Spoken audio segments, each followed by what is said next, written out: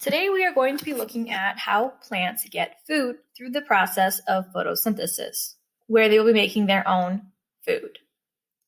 The word photosynthesis, if we break it down, where photo means light and synthesis means to make. It's the process where plants take in carbon dioxide and water to react and capture the light energy from the sun, resulting in plant food, glucose, and oxygen molecules. Now we want to zoom in to the atomic molecular level to get a better understanding of what's happening. Now looking at our molecular modeling kit, we have carbon dioxide, water,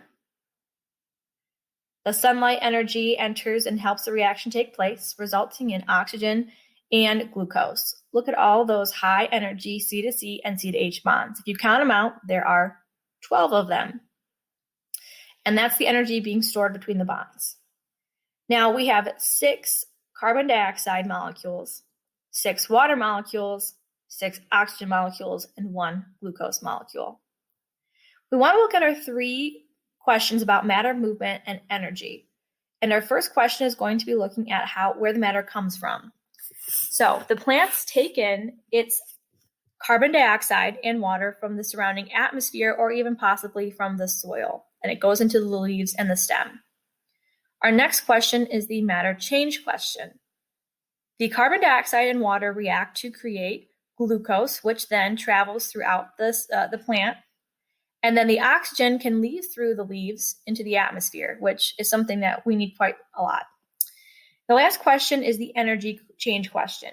Just like matter, it cannot be created or destroyed.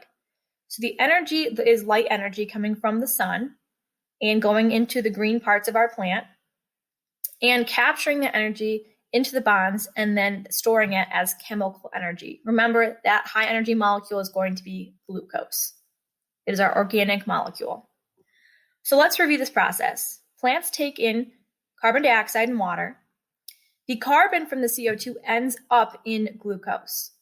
The other molecule that is created is O2, and that's able to leave the cell and go into the atmosphere. Below, you can see the chemical equation written out. So here are 3 questions to consider.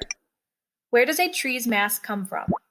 Why don't plants go through digestion? How do plant cells get energy?